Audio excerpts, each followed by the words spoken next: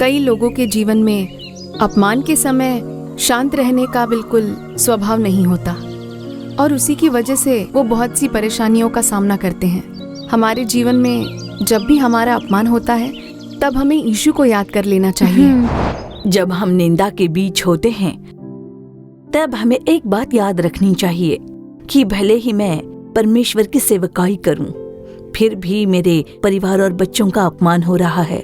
यहाँ तक कि मैं कितनी वेदनाओं के बीच में खड़ी हूँ, ऐसा आप सोच रहे होंगे, पर आप यीशु को याद कीजिए जिन्होंने सारी पीड़ाओं को सह लिया।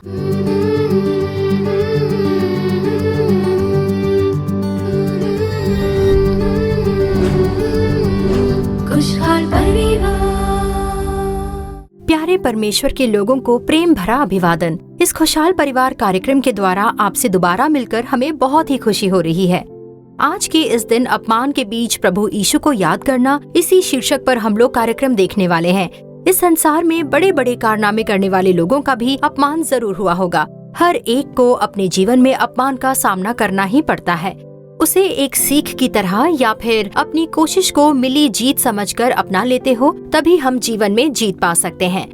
साल 1999 की बात है जब टाटा समूह को बड़ी आर्थिक संकट का सामना करना पड़ा था और उस वक्त के टाटा समूह के मुखिया रतन टाटा अपने ही एक कार का अधिकार बेचने के लिए फोर्ड कंपनी के साथ बातचीत कर रहे थे और जब 3 घंटे चली उस मीटिंग का अंत हुआ तब फोर्ड कंपनी की तरफ से रतन टाटा की बहुत ही बेइज्जती की गई और अपमानजनक शब्दों से उनको जवाब दिया गया। पर इस किस्से के बाद रतन टाटा टूटे नहीं, पर पहले से ज्यादा अपने कार्य को दृढ़ किया। जब 9 साल के बाद फोर्ड कंपनी बहुत ही बड़ी आर्थिक संकट से गुजर रही थी, तब रतन टाटा ने फोर्ड कंपनी द्वारा बनाई गई बहुत ही बड़ी और कीमती कार जैगुआर और लैंड रोवर, इन दोनों का अधिकार $2.3 मिलियन देकर उसे खरीद लिया था और इसी तरह जो उनका अपमान हुआ था उसे उन्होंने जीत में बदल दिया। इस कार्यक्रम को देख रहे प्रभु के जो लोग हैं, आपका जब अपमान होता है तब टूट मत जाइए। अपने अपमान के बीच आप प्रभु यीशु मसीह को याद कीजिए। यीशु को दुष्टात्मा ग्रस्त कहा गया था, यहाँ तक कि दुष्टात्मा ग्रस्तों का सरदार कहकर अपमान किया गया। उन्हें बंदी बना लिया गया, उनके मुंह पर थूका गया, कोड़ों से मारा गया, कांटों का मुकुट पहनाकर अपमान किया गया। पर चाहे कुछ भी हो जाए, मानव जाति के उद्धार के लिए उन्होंने उस सारे अपमानों को सह लिया। इस कार्यक्रम को देख रहे प्रभु के लोग, आप भी अपने अपमान के समय में प्रभु यीशु को याद कीजिए। किसी भी हालत में निराश हुए बिना आगे बढ़ते रहिए। आइए अब देखते हैं ज्योति दीदी कार्यक्रम। खुशहाल परिवार।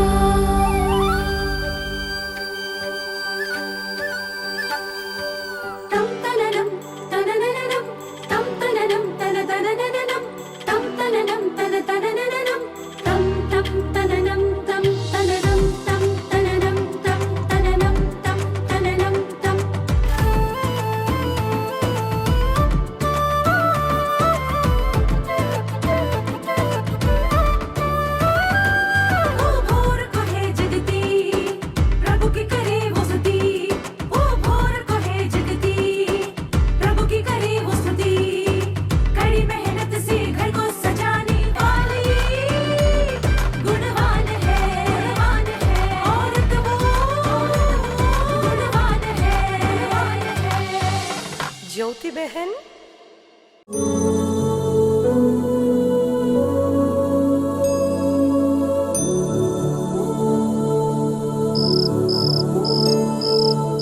परंतु हे यहोवा, तू तो मेरे चारों ओर मेरी ढाल है।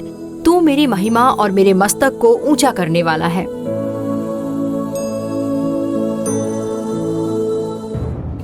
तुम्हारा दिमाग तो नहीं खराब हो गया? आप ऐसा क्यों बोल रही हैं सासू माँ? तुम ही मुझे ढूंढ कर आई थी ना, और जो हुआ उसके लिए माफी भी मांगी थी ना? हाँ सासू माँ। क्या मैंने तुम्हें बुलाया था? नहीं ना, तुम खुद ही आई थी ना, तो चुपचाप बात को छोड़ क्यों नहीं देती? लेकिन मैंने क्या किया? अच्छा, तो तुम्हें कुछ भी नहीं पता? सासू माँ, मुझे समझ में नहीं आ रहा है कि आप क्या कहना चाह रही हैं। हाँ, तुम्हें कुछ समझ में नहीं आएगा। कितना नाटक कर लेती हो तुम। मेरे खिलाफ तुमने मेरे बेटे के कान भर दिए ना, उसे फोन करके मेरी शिकायत कर दी ना तुमने। कौन? मैंने? नहीं तो क्या मैंने? हेलो माँ, ठीक है ना आप? हाँ ठीक हूँ मैं। दीदी कैसी है? वो भी ठीक है। तुम कैसे हो? मैं भी ठीक हूँ। क्या बात है, आज मेरी याद कैसे आ गई तुम्हें? माँ, सुबी आई थी आपसे मिलने। माँ, आपसे ही पूछ रहा हूँ, सुबी आपसे मिलने आई थी या नहीं?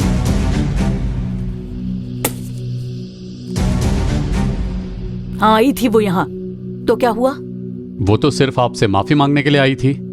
आपने क्यों उसे भला बुरा कह दिया? मैंने तो उसे कुछ नहीं कहा। देखिए माँ, मैं सब कुछ जानता हूँ। आप उम्र में इतनी बड़ी हैं। अगर आपको उसे माफ नहीं करना था तो कम से कम चुप रह जाती। उसे छोड़कर आपने उसे भला बुरा कह दिया, उसके लाए फलों को फेंक दिया।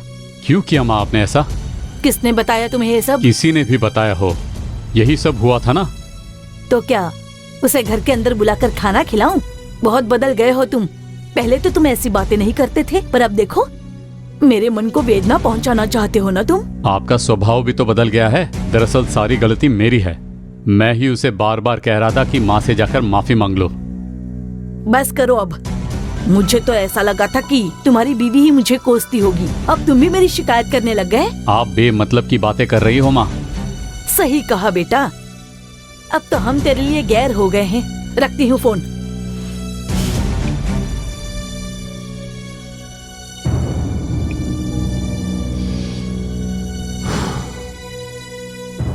सासू माँ, मैंने तो उन्हें कुछ भी नहीं बताया। भोली मत बनो। अगर तुमने नहीं बताया तो उसे कैसे मालूम पड़ता? कान भरने का काम बहुत अच्छे से कर लेती हो। मेरे बेटे से मुझे डांट खिलवाने के लिए ही तुमने आकर मुझसे माफी मांगने का नाटक किया ना? नहीं सासू माँ, मैं तो सच में आपसे माफी मांगना चाहती थी। तो जो हुआ उसे बताने की क्या जरूरत थी? लेकिन मैंने तो उन्हें कुछ नहीं बताया। झूठ मत बोलो तुम। पता नहीं था तुम इतनी झूठी निकलोगी। सच में मैंने उन्हें कुछ नहीं बताया। आपको मानना हो तो मानिए। कैसे मान लूं तुम्हें? उसमें मैं तो कुछ नहीं कर सकती ना। इतना घमंड अच्छा नहीं है। सुन लो, देखिए, मैं यहाँ आपसे बहस करने नहीं आई हूँ। चलती हूँ मैं। जो करना था वो तो कर लिया। अब भोली बनने का नाटक कर रही है।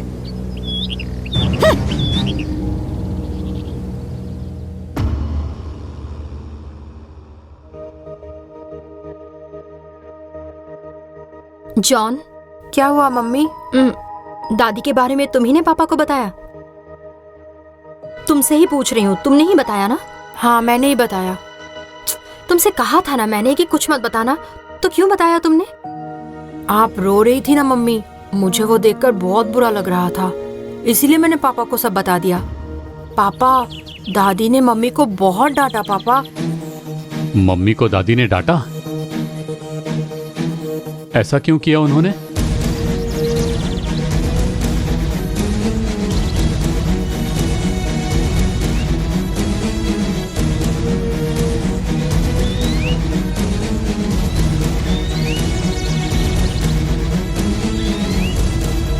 अच्छा ठीक है, मैं देखता हूँ। मैं रखता हूँ पापा। अच्छा बेटा। आप ही बोलिए, मैंने गलती की क्या मम्मी? नहीं बेटे। जो कुछ हुआ उसके बारे में पता चला। तुमने जो किया बिल्कुल ठीक किया। तुमने जाकर अपनी सासू माँ से माफी मांगी, मुझे बहुत खुशी हुई। उन्होंने तुम्हें भला बुरा कहा, अपमान किया तुम्हारा, लेकिन तुम बिल्कुल शांत रही। वो सच में बहुत काबिले तारीफ है। सच कहूँ तो आजकल तुम में बहुत सारे अच्छे बदलाव देखने को मिल रहे हैं, और ये सब देखकर मुझे सच में बहुत अच्छा लग रहा है।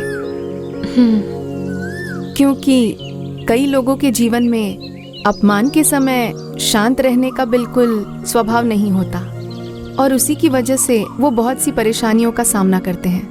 मैं शांत रहकर कई समस्याओं का सामना कर रही हूँ। ये क्या कह रही हो तुम? हाँ दीदी, मेरी सास ने जो मुझे डांटा, जॉन ने उसके पापा को बता दिया।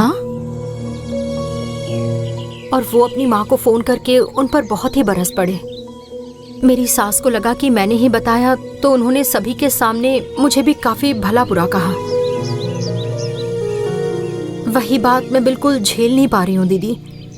मैं जितना भी माफी मांग लूं, वो हमेशा मेरा ही अपमान करती रहती है दीदी। मैं तुम्हारे हालात समझ सकती हूँ सुबी। मैं बस यही कहना चाहती हूँ कि तुम्हारे अपमान के समय जो तुम्हारी मन की स्थिति रही होगी, ठीक उसी तरह यीशु ने भी तुम्हारे लिए अपमान को सह लिया था। तो सोचो कि उनका हृदय कैसा रहा होगा। इब्रानियों 12:2 कहता है कि यीशु ने अपमान की परवाह नहीं की, पर हमारे लिए उन्होंने क्रूस को उठा लिया। यशायाह 50:6 में प्रभु कहते हैं कि मैंने अपमान होने से अपना मुंह नहीं छुपाया। हमारे जीवन में जब कभी हमारा अपमान होता है, हमें प्रभु यीशु को याद कर लेना चाहिए। अब देखो, तुमने भी गलतियां की है, पर यीशु ने तो कोई गलती नहीं की थी, लेकिन उनका भी अपमान किया गया। अपराध करने के कुछ मिनटों में ही अपराध बोध दिलाने वाला हमारा हृदय ही इस तरह का होगा, तो बिना कोई अपराध किए हमारे लिए अपमान को सहने वाले प्रभु यीशु के हृदय के बारे में जरा सोचो। जिस तरह पिता ने यीशु के सिर को ऊंचा किया था, ठीक उसी तरह तुम्हारा भी सिर वो जरूर ऊंचा करेंगे। सुबी, तुम निराश मत हो जाना। देखना, तुम्हारी सासू माँ तुम्हें जरूर समझ लेंगी।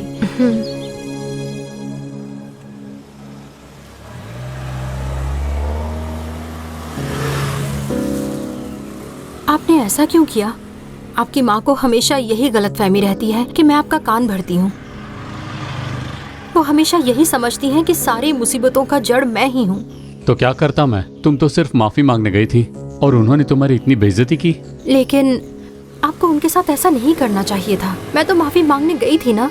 भले ही वो मुझसे हमेशा नफरत करती हैं, कोई बात नहीं, पर आपका वैसा नहीं है। अगर आपने उन्हें भला बुरा कहा तो सच में उनका मन बहुत टूट जाएगा।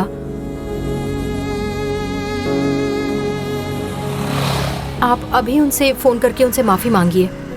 उन्हें सच में बहुत बुरा लगा होगा। मैं तो सहन कर लूंगी, लेकिन बेचारी सासू माँ वो झेल नहीं पाएंगी।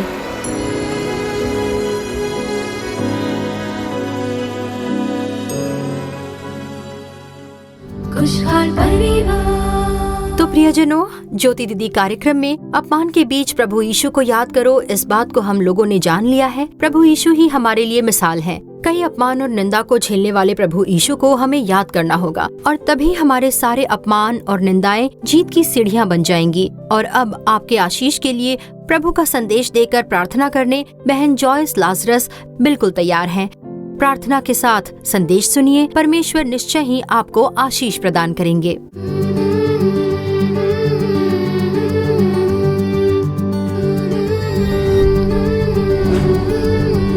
खुशहाल परिवार।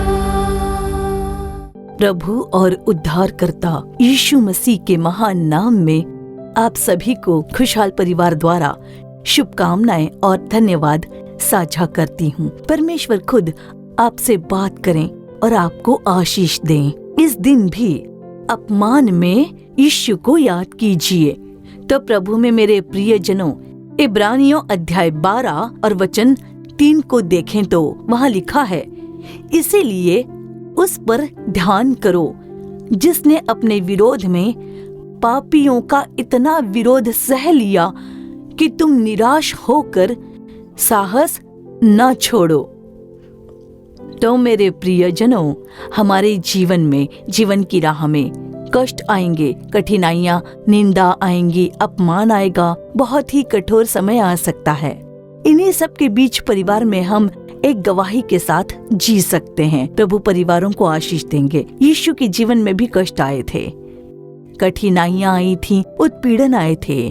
उन्होंने प्रार्थना की, बार बार प्रार्थना की और अपने कार्य किए। जब हमारे जीवन में कष्ट आते हैं तो हमें थकना नहीं चाहिए, घरों में बंद होकर बैठना नहीं है, थकावट को जगह नहीं देनी चाहिए। थकावट की आत्मा को पूर्ण रूप से हमें दूर कर देना चाहिए। प्रभु से बल मांगना चाहिए, कहना चाहिए कि प्रभु इस थकावट की आत्मा को मुझसे दूर कर दीजिए। अब शैतान हमें प्रार्थना करने नहीं देता, बाइबल पढ़ने नहीं देता, कलीसिया जाने नहीं देता। शैतान परीक्षा करता है, वो थकावट लाएगा। मानसिक तौर पर हम टूट जाते हैं, घरों में बंद हो जाते हैं। तो मेरे प्रियजनों, हमें थकावट को जगह नहीं देनी चाहिए। जब थकावट हमें घेरती है तब हमें प्रार्थना करनी चाहिए कि प्रभु इस थकावट की आत्मा को मुझसे दूर कर दीजिए, और तभी परमेश्वर हमारी इस थकावट को दूर कर देंगे। हमें थकावट की आत्मा को बिल्कुल भी जगह नहीं देनी चाहिए। और इतना ही नहीं, हमारे जीवन के हर एक स्थिति में हमें यीशु की ओर देखना चाहिए, हमारी आंखें यीशु की ओर होनी चाहिए, हमारा हृदय यीशु को पुकारना चाहिए। पुकारिए, यीशु को पुकारिए, यीशु की ओर देखिए, हमें थकना नहीं है। तो मेरे प्रिय जनों, मेरे जीवन में बहुत सारे संघर्ष, कठिनाइयां थीं, झूठे आरोप लगाए गए, मुझ पर झूठे इल्जाम लगाए गए और मेरी सेवकाई के प्रारंभ में मुझे बहुत परेशान किया गया। कई समस्याएं थीं। अब मैं अकेले में जाकर बहुत रोया करती थी, प्रभु की उपस्थिति में जाकर प्रार्थना करती थी, आंसू बहाती रहती थी। मैं कहती थी कि प्रभु, मेरे ऊपर भारी आरोप लगाए जा रहे हैं, मेरी निंदा की जा रही है, मुझे पीड़ा दी जा रही है, मुझ पर झूठे इल्जाम लगाए जा रहे हैं, जो मैंने नहीं किया उसे मुझ पर थोपा जा रहा है। हे प्रभु, आप मेरे न्यायाधीश बनिए, आप मुझे न्याय दीजिए परमेश्वर। जिन्होंने ऐसा कहा है उनसे आप निपट लीजिए परमेश्वर। परमेश्वर की सेवकाई करते हुए ऐसे भी लोग हैं जो धोखा दे रहे हैं, झूठे आरोप लगा रहे हैं। ये सब कहकर मैं प्रभु की उपस्थिति में आंसू बहाते रहती थी, प्रार्थना करती रहती थी। अक्सर दुख था लेकिन शैतान को जगह नहीं दी। बाइबल पढ़कर प्रार्थना करती थी, प्रभु की उपस्थिति में आंसू बहाते रहती थी। फिर लगभग 3 साल हो गए। कितने ही संघर्ष और कठिनाइयां आईं, परंतु उन सब के बीच प्रभु ने मेरी मदद की, क्योंकि मैं प्रभु यीशु की बेटी हूँ। यीशु को आगे रखकर मैं कार्य किया करती थी, इसलिए प्रभु ने मुझे संभाला। उस कठिन मार्ग में प्रभु ने मुझे चलाया। मेरे प्रियजनों, 3 साल बाद वही व्यक्ति जिसने मुझ पर झूठे आरोप लगाए और मुझे दुखी किया था, आखिर में वही इंसान दोषी निकला और दूसरों के सामने इस बात को परमेश्वर ने पूर्ण रूप से सिद्ध भी कर दिया था। शायद आप पर भी मेरी ही तरह कोई इल्जाम लगाए गए हों, या निंदा हुई हो, या अपमानित किए गए हों, या आपके ऊपर झूठे केस लगाए गए हों, लेकिन आपको मन से विचलित नहीं होना चाहिए। यीशु को याद कीजिए, यीशु को अपने हृदय में स्वीकार कीजिए। आप लगातार बाइबल पढ़िए, प्रार्थना कीजिए, यीशु को याद कीजिए। याद करना चाहिए, थकावट को बिल्कुल आप जगह मत दीजिए, प्रभु के चरणों में आइए। 3 साल के बाद जिसने मुझ पर झूठा इल्जाम लगाया था, झूठ बोला, जिसने धोखा दिया था, उन्हें प्रभु सबके सामने लेकर आए। जिस प्रभु ने मेरी सहायता की वही आपकी भी सहायता करेंगे, आपके परिवार के लिए करेंगे। आप पर झूठे इल्जाम लगाए होंगे या फिर आपके ऊपर किसी ने झूठा केस कर दिया हो, कोई झूठी बातें आपके ऊपर डाली गई होंगी। आपके परिवार वाले भी आपके ऊपर झूठे आरोप लगा सकते हैं, आपको दुख देने वाले काम कर सकते हैं, अपमानित कर सकते हैं, अपमानित कर सकते हैं। यीशु मसीह भी अपमान के बीच, निंदा के बीच खड़े रहे। हमारे जीवन में भी हम निंदा के बीच से गुजर सकते हैं, कष्टों के बीच हो सकते हैं, या दुख हो सकता है, चाहे आप कोई भी हो। जब यीशु को पुकारेंगे तो वो आपके लिए अद्भुत काम करेंगे, आपके जीवन की राह पूरी तरह से बदल देंगे। प्रभु निंदा बदलेंगे। मेरे प्रियजनों, एक दिन एक भाई मुझसे मिलने के लिए आए हुए थे। वो किसी प्रार्थना विनती के साथ आए थे और वहाँ पर वो आते ही जोर जोरों से रोने लग गए। बहुत ही दयनीय दृश्य था वो। मैंने पूछा कि भाई क्या बात है, इतना क्यों रो रहे हो? तब देखिए उस भाई ने मुझसे कहा कि बहन जी, मेरी शादी हो चुकी है और मेरे बच्चे नहीं हैं। बहुत ही अपमानित होता हूँ। मेरी अपनी माँ कहती है कि तू सफल नहीं हो पाएगा, तू कभी आशीषित नहीं हो पाएगा, तेरी पत्नी बांझ है, तुझे संतान नहीं होगी, ऐसा भयानक निंदात्मक शब्द कहती है। इससे मेरा दिल टूट जाता है। मेरी माँ जो प्रार्थना करती है वही ऐसा बोलती है। ये कहकर वो रोने लगा। तब मैंने उस भाई से कहा कि जाकर अपनी पत्नी को ले आओ और मैं प्रार्थना करूंगी। मैंने उसे थोड़ा सा दिलासा दिया और कहा अपनी पत्नी के साथ आना। अब प्रियजनों देखिए, हमें किसी को कम नहीं आंकना चाहिए, अपने बच्चों को कभी कोसना नहीं चाहिए, अपनी संतानों को दोष मत दीजिए। आप प्रार्थना करने वाली हो सकते हो, आप जो भी हो ऐसा मत कीजिए, बिल्कुल ऐसी बातें मत कीजिए। आप लोग प्रभु से कहिए, प्रभु मेरे जीभ को संभालिए, जल्दबाजी में अनाप शनाप मत बोलिए।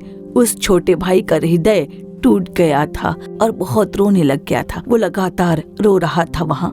मैंने कहा कि परमेश्वर तेरा सिर ऊंचा करेंगे, तेरे परिवार को आशीष देंगे, तेरे पारिवारिक जीवन को आशीष देंगे। जाकर अपनी पत्नी को साथ में ले आओ। और वो अपनी पत्नी को ले आया। मैंने उन दोनों के लिए प्रार्थना की। बोझ के साथ, टूटे हुए दिल के साथ, आंसुओं के साथ प्रार्थना की। मैंने प्रार्थना की, प्रभु इन दोनों को संतान प्रदान कीजिए, और फिर उन्हें वहां से लौटाया। प्रभु ने आज उन्हें 2 संतान दी हैं। जिसने कहा था कि ये स्त्री बांझ है और इन्हें कभी आशीष नहीं मिलेगी, जिस माँ ने कहा था कि तुम कभी सफल नहीं हो पाओगे, उसी माँ के सामने आज वो स्त्री 2 बच्चों की माँ है। उस बेटे को भी प्रभु ने आशीष दी है, उस बहू को भी प्रभु ने आशीष प्रदान की है। जिस माँ ने निंदा की थी, उसी माँ के बीच प्रभु ने उनका सिर ऊंचा किया है। आश्चर्य कर्म किया है प्रभु ने। मेरे प्रियजनों, क्या आपका अपमान हो रहा है, या शायद संतान नहीं है आपके, या शायद काम नहीं है, किसी न किसी रूप में आप कमी महसूस कर रहे हैं? जब हम प्रभु की ओर देखते हैं और जब हम प्रभु की प्रार्थना करते हैं तो हम लज्जित नहीं होंगे। प्रभु की ओर देखिए। हर एक परिस्थिति में हमारे लिए क्रूस पर मरे यीशु, प्रभु यीशु मसीह की ओर देखें, उन्हें अपनी आंखों के सामने रखिए। परमेश्वर ने जो आशीषें हमारे लिए रखी हैं, उन्हें हम प्राप्त कर सकते हैं। निंदा के बीच हार मत मानो। मैं प्रभु की सेवकाई करती हूँ, मैं प्रभु की सेवकाई करती हूँ, पर मेरा परिवार निंदा में पड़ा हुआ है।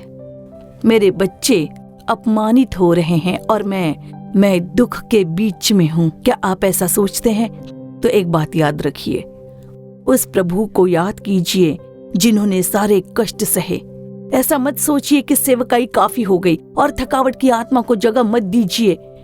कष्ट सहने वाले यीशु की ओर देखिए, परिस्थिति को मत देखिए, यीशु की ओर देखिए। यीशु आपकी हर परिस्थिति को बदल कर आपको चलाएंगे। प्रभु आपकी सेवकाई को आशीष करेंगे, आपके परिवार को आशीष देंगे, बच्चों को आशीष देंगे।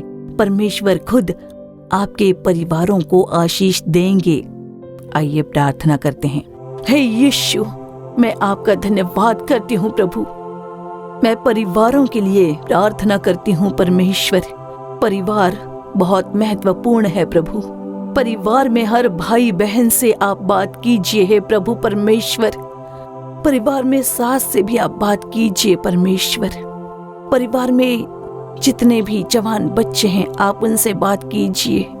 जीवन की राह में जब कष्ट आते हैं, निंदा आती है, उत्पीड़न आता है, जब कोई जाल बिछाता है, हे प्रभु हमें थकावट ना आए।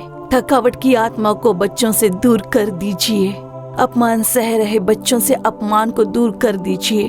उन्हें संभालिए प्रभु। जो दुष्ट शैतान है, वो बच्चों को बाइबल पढ़ने और प्रार्थना करने से रोक ना पाए। आपकी शक्ति उन्हें नष्ट कर दे। मन में छिपी थकावटें और थकावट की दुष्ट आत्माएं पूर्ण रूप से नष्ट हो जाएं। यीशु हमें आपकी ओर देखने, आपके चरणों में आने और प्रार्थना करने की कृपा प्रदान कीजिए। हे परमेश्वर, सारा अपमान प्रभु यीशु के नाम में पूर्ण रूप से बदल जाए, निंदाएं बदल जाएं। जिन बच्चों के पास काम नहीं है, उनके लिए काम का मार्ग पूर्ण रूप से खोल दीजिए प्रभु। जिनके पास व्यवसाय नहीं है, उनके लिए व्यवसाय का मार्ग खोलिए। हन्ना की तरह संतान ना होने से दुखी बच्चों पर दया कीजिए प्रभु।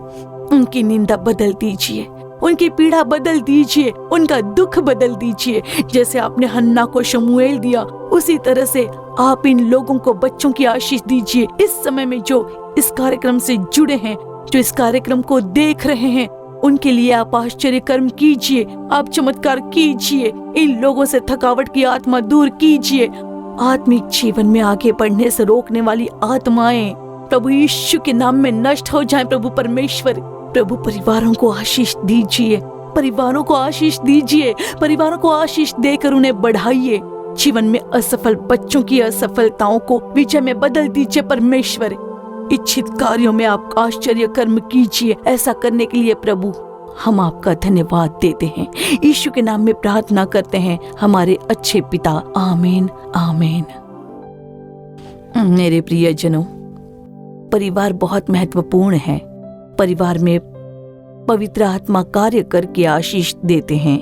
हमारे जीवन में जब निंदा आती है, संघर्ष आते हैं, तो हमें थकना नहीं चाहिए। थकावट को जगह ना दें। घर में बंद होकर नहीं बैठना चाहिए। निंदा के बीच भी प्रभु परमेश्वर अपनी आशीष देंगे। आप प्रभु के चरणों में आकर प्रार्थना करें। कहिए थकावट की आत्मा दूर हो जाए प्रभु आपको अच्छी नौकरियां प्रदान करेंगे। जिन आशीषों की आप प्रतीक्षा कर रहे हो उन्हें देकर प्रभु आपको बढ़ाएंगे। आप प्रभु की उपस्थिति में प्रतिदिन बाइबल पढ़िए और प्रार्थना कीजिए। उनके बच्चे बनकर रहिए। जब कष्ट आएंगे तो कुछ भी आपको नुकसान नहीं कर पाएगा। प्रभु आपको आशीष देंगे, आपके परिवार को आशीष देंगे। आमीन आमीन। खुशहाल परिवार।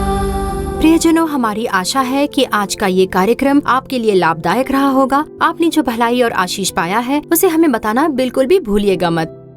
आपकी जो भी प्रार्थना विनती है उसे चिट्ठियों के जरिए या ईमेल के जरिए हमें जरूर बताइएगा। आपके लिए प्रार्थना करने और सलाह देने के लिए भाई मोहन सी लाजरस और प्रभु के दूसरे दास बिल्कुल तैयार हैं।